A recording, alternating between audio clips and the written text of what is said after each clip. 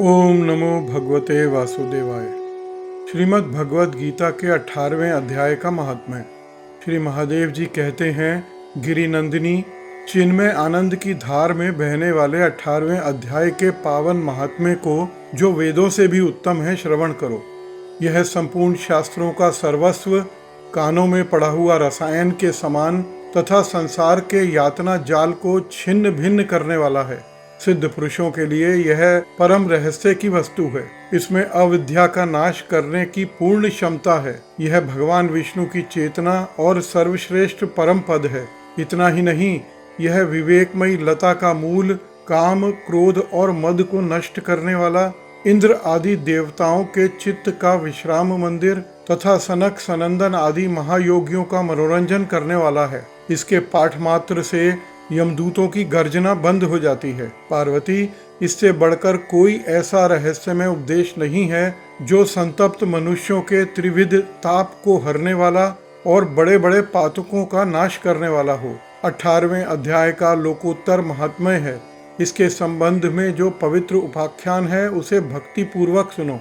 उसके श्रवण मात्र से जीव समस्त पापों से मुक्त हो जाता है। मेरुगिरी के शिखर पर अमरावती नाम की एक रमणीय पुरी है। उसे पूर्व काल में विश्वकर्मा ने बनाया था। उस पुरी में देवताओं द्वारा सेवित इंद्र शची के साथ निवास करते थे। एक दिन वह सुख पूर्वक बैठे हुए थे। इतने में ही उन्होंने देखा कि भगवान विष्णु के दूतों से सेवित एक अन्य पुरुष वहां आ रहा है। इंद्र उस नवागत पुरुष के तेज से तिरस्कृत होकर तुरंत ही अपने मणिमय सिंहासन के मंडप से गिर पड़े। तब इंद्र के सेवकों ने देवलोक के साम्राज्य का मुकुट इस नूतन इंद्र के मस्तक पर रख दिया। फिर तो दिव्य गीत गाती हुई देवांगनाओं के साथ सब देवता उनकी आरती उतारने लगे। ऋषियों ने वेद मंत्रों का उच्चारण करके उन्हें अनेक आशीर्वाद दिए। रंभा आदि अप्सराएं उनके आगे नृत्य करने लगी।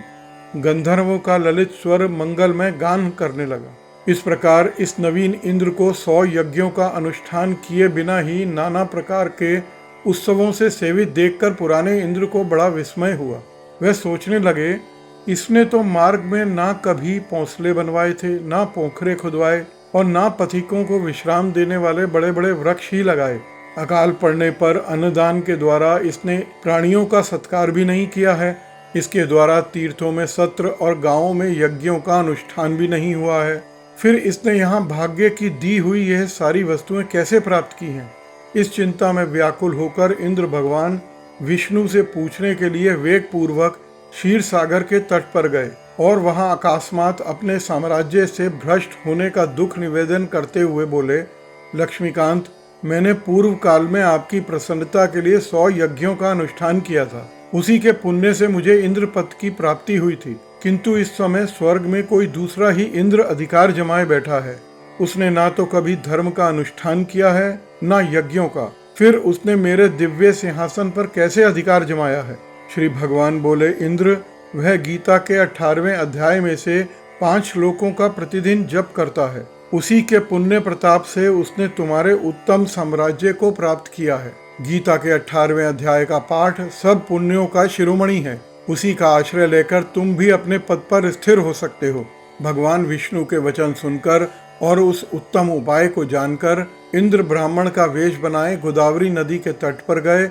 वहां उन्होंने कालिका ग्राम नामक उत्तम और पवित्र नगर देखा, जहां काल का भी मर्दन करने वाले भगवान कालेश्वर विराजमान हैं। वहीं गोदावरी तट पर एक परम धर्मात्मा ब्राह्मण बैठे थे, जो बड़े ही दयालु और वेदों के पारंगत विद्वान थे। वे अपने मन को वश में करके प्रतिदिन गीता के 18वें अध्याय का जप किया करते थे। उन्हें देखकर इंद्र ने बड़ी प्रसन्नता के साथ उनके दोनों चरण में मस्तक झुकाया और उन्हीं से 18वें अध्याय को पढ़ा।